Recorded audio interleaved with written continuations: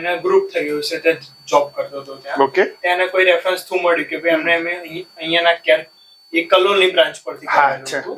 ત્યાંથી એમને મળ્યું કે ભાઈ કેરમાં તમે કરાવો એટલું સારું છે, અને 5 થી 6 જણા રિવ્યુ આપ્યા કેર. અચ્છા, ત્યાંથી જ કેનેડામાંથી. એ બધા કલોલના બ્રાન્ચ ઉપરના હતા. ઓકે. મેં પહેલા સૌપ્રથમ કલોલની બ્રાન્ચ પર એમને મળી આવ્યા. એમનું આઈ થિંક નામ હતું ભરતભાઈ. Yes yes. એટલે ભરતભાઈ જોડે એક ફર્સ્ટ ટાઈમ મીટિંગ કરી, પછી સેકન્ડ ટાઈમ ડોક્યુમેન્ટ અને બધું ફાઇનલ કર્યું છે. ઓકે. તો હવે નિસર્ગ જ્યારે અહીંયા ફાઇલની પ્રોસેસ ચાલતી હશે અનિલભાઈની, તો ઘણીવાર એવું ખબર હોય કે ભાઈ ડોક્યુમેન્ટનું લિસ્ટ આપી અનિલભાઈ, આપણાથી સમજણ ના પડે કે ડોક્યુમેન્ટ વાર લાગે છે, ખબર નથી પડતી હાથે, તો અહીંયાથી જે અમારો વિઝાનો સ્ટાફ હતો એ તમને પ્રોપર સમજાવતા હતા? પ્રોપર સમજાવતા, પ્રોપર ગુજરાતીમાં સમજાવતા હતા. હા, અમે એવું કઈ થાય ક્યારે કે ના બેન તમે વધારે પડતું શું માંગ કરો છો? એવું નહીં. જેટલી ફાઇલ સારી ડોક્યુમેન્ટ આપીશું એટલી ફાઇલ મજબૂત. એક્ઝેક્ટલી. નિસર્ગે બહુ જ સચોટ વાત કરી છે. જ્યારે ફાઇલ મૂકી દીધી હતી નિસર્ગ, એના પછી આપણે ખબર ફાઇલનું સ્ટેટસ ઘણીવાર કન્સલ્ટન્ટોનો ફોન કરીએ કે હા તે તો અહીંયા ફોન કરવા પડતા હતા કે એના વગર આમ રેગ્યુલર? એના વગર સામેથી જ એમનું આવી ગયું કે કોઈ પાસવર્ડ આવે છે અમને આપજો તમારું સ્ટેટસ ચેક કરવા માટે. ઓકે. પછી અમારે થોડી ઉતાવળ હતી કારણ કે અમારે ત્યાં ફંક્શન છે, ટિકિટ લીધી 10 તારીખે 16 તારીખનું છે, એટલે આ 16મી જૂને. Very good. તો એની પહેલા હવે તો જતા જ રહેશો. हेलो दोस्तों, मैं Nishit Kumar Patel, adviser of Care Immigration and Visa Services. एक दफा फिर हम आपके साथ जुड़े. एक और हमारे कस्टमर है अनिल भाई भिखाभाई पटेल, और उनकी वाइफ आज नहीं यहाँ पर हेल्थ इश्यू के कारण आ सकती है, हंसाबेन अनिल भाई पटेल.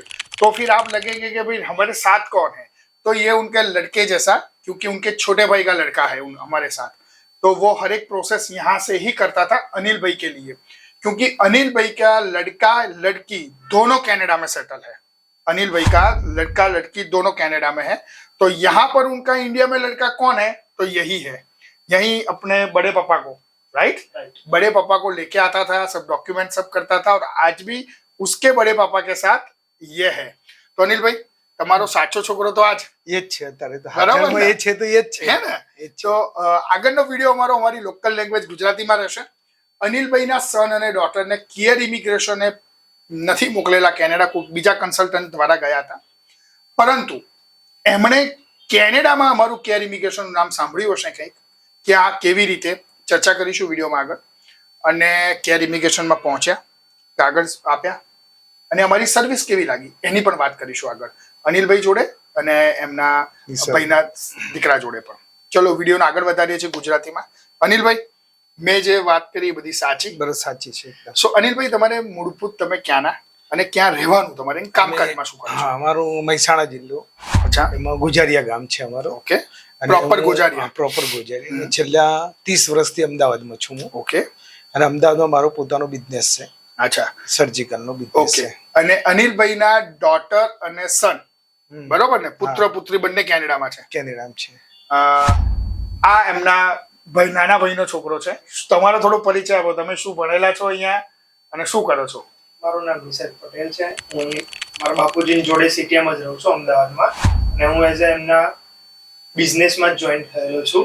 Very good. એટલે ઓરિજિનલમાં બિઝનેસ રીતે પણ એમનો જ છોકરો છે અને રિલેશનમાં પણ એમનો જ છોકરો છે. નિસર્ગ નિસર્ગ જ અહીંયા ડોક્યુમેન્ટેશન કરવા. નિસર્ગ, જેવું તમે હમણાં વાત કરી આપણે કે તમે, કારણ કે અમે તો આની પહેલા સર્વિસ તમને આપી નથી, મતલબ તમે અમારી સર્વિસ જોઈ નથી, તો તમને કેવી રીતે કેરની માહિતી મળી? તમે પોતે અહીંયા આવતા પહેલા શું રિસર્ચ કંઈક તમે કંઈ ધ્યાન રાખ્યું? મારો બ્રધર કેનેડા હતો, તેને ગ્રુપ થઈ ગયું છે, તે જોબ કરતો હતો ત્યાં. ઓકે. તેને કોઈ રેફરન્સ થ્રુ મળ્યું કે ભાઈ એમને અહીંયાના કેર એક કલોલની બ્રાન્ચ પરથી કરાવેલું હતું, ત્યાંથી એમને મળ્યું કે ભાઈ કેરમાં તમે કરાવો એટલું સારું છે, અને 5 થી 6 જણા રિવ્યુ આપ્યા કેર. અચ્છા, ત્યાંથી જ કેનેડામાંથી? એ બધા કલોલના બ્રાન્ચ ઉપરના હતા. ઓકે. મેં પહેલા સૌપ્રથમ કલોલની બ્રાન્ચ પર એમને મળી આવ્યા. એમનું આઈ થિંક નામ હતું ભરતભાઈ. Yes yes. એટલે ભરતભાઈ જોડે એક ફર્સ્ટ ટાઈમ મીટિંગ કરી, પછી સેકન્ડ ટાઈમ ડોક્યુમેન્ટ અને બધું ફાઇનલ કર્યું છે. ઓકે. તો નિસર્ગ, તમે કોઈ એની પહેલા રિસર્ચ વગેરે કરી હતું કે ભાઈ ના એક રેફરન્સ આવ્યો એટલે ચલો ફાઇલ મૂકી દીધી? ના, બધું રિસર્ચ મારા બ્રધરે જ કરીને જ અહીંયા ફાઇનલ અમને આપ્યું કે તો ત્યાં બી સારું છે અને ત્યાં રિવ્યુ સારા મળી ગયા છે. ફર્સ્ટ ટાઈમ ઓપોર્ચ્યુનિટીમાં ત્યાં અમને રેફરન્સ સારો મળે ને એના લીધે જ અમે અહીંયા આવ્યા. Okay, done. તો હવે નિસર્ગ, જ્યારે અહીંયા ફાઇલની પ્રોસેસ ચાલતી હશે અનિલભાઈની, તો ઘણીવાર એવું ખબર હોય કે ભાઈ ડોક્યુમેન્ટનું લિસ્ટ આપી અનિલભાઈ, આપણાથી સમજણ ના પડે કે ડોક્યુમેન્ટ વાર લાગે છે, ખબર નથી પડતી હાથે, તો અહીંયાથી જે અમારો વિઝાનો સ્ટાફ હતો એ તમને પ્રોપર સમજાવતા હતા હા કાકા? પ્રોપર સમજાવતા પ્રોપર હતા. ગાઈડલાઈન પ્રોપર ગુજરાતીમાં સમજાવતા હતા. હા, અમે એવું કઈ થાય ક્યારે કે ના બેન આ તમે વધારે પડતું શું માંગ કરો છો? એવું હા, કંઈ નથી. એવું નહીં.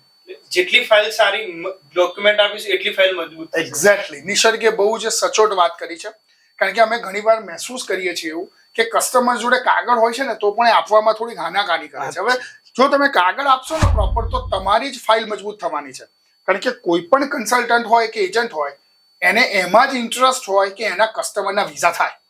કોઈ પણ કન્સલ્ટન્ટ ક્યારેય એવું ના ઈચ્છે કે એના કસ્ટમરના વિઝા ના થાય, તો એ જરૂર તમારે આપવું જોઈએ. જ્યારે ફાઇલ મૂકી દીધી હતી નિશદ, એના પછી આપણે ખબર ફાઇલનું સ્ટેટસ ઘણીવાર કન્સલ્ટન્ટોનો ફોન કરીએ કે હા તે તો અહીંયા ફોન કરવા પડતા હતા કે એના વગર આમ રેગ્યુલર? એના વગર આવી બેથી જાય ત્રણ વખત status. સામેથી જ એમનું આવી ગયું કે કોઈ પાસવર્ડ આવે છે અમને આપજો તમારું સ્ટેટસ ચેક કરવા માટે. ઓકે. પછી અમારે થોડી ઉતાવળ હતી કારણ કે અમારે ત્યાં ફંક્શન છે. ટિકિટ લીધી 10 તારીખને 16 તારીખનું છે. એટલે આ વિઝા 16મી નતા. જૂને. હા. Very good. તો એની પહેલા હવે તો જતા જ રહેશો. જતા રહે. એટલે હા. થોડી એમને ઉતાવળ એટલે રેગ્યુલર ડેલી ચેક કરતા હતા. હાલું ક્યુરિયોસિટી હોય ને કે હોય તો તરત જમા કરીએ. પણ હવે થઈ તો ગયું એટલે ફાઇનલ તમારું Final. 16 જૂન ફાઇનલ. હે મેં કીધું ક્યાંક ના થઈ શકે તો અમે અહીંયા કુરિયર કરવું હતું એટલા માટે થોડી સો નાઇસ. આવું હોવું જોઈએ અને એનો આનંદ છે. એનીવે છેલ્લે અમારે જોડે વિઝા છે, બંનેના વિઝા છે, અને એ એમની જે ડેડલાઇન છે કે જે ફેસ્ટિવલની કે જે ઓકેશન્સની ડેડલાઇનના મેટ કરી લેશે, એની પહેલા પહોંચી જશે. પહોંચી ટિકિટ લઈ જશે. લીધી? લઈ લીધી. Very good. તો અમને એનો જરૂર આનંદ છે અને ત્યાં એન્જોય કરે એમના સન ને ડોટર બંનેની જોડે. ચલીએ હવે એમને છેલ્લે કોંગ્રેચ્યુલેટ કરી દઈએ છીએ. અનિલભાઈનો પાસપોર્ટ 2034 સુધી વેલિડ છે, 2034, અને એમના વિઝા પણ મલ્ટિપલ 2034 સુધીના છે. અનિલભાઈ congratulation. Thank you. અનિલભાઈના Mrs Hansaben આજે નથી આવ્યા, તો એમના બિહાફમાં એમના છોકરા નિસર્ગને આપણે જરૂર પ્રોવાઈડ કરીશું. એમનો પાસપોર્ટ હંસાબેનનો પણ 2033 સુધી વેલિડ છે અને એમના વિઝા પણ 2033 સુધીના મલ્ટિપલ છે. कॉन्ग्रेचुलेशंस बिहाफ ऑफ योर मोटी मम्मी है. ऐसे ही और स्टूडेंट्स, क्लाइंट्स और पेरेंट्स की जर्नी केयर इमिग्रेशन आपके साथ शेयर करता रहेगा. अगर इस चैनल को सब्सक्राइब नहीं किया है तुरंत कीजिए, लाइक और फॉरवर्ड करना भूलिएगा मत दोस्तों. Thank you very much for watching the video.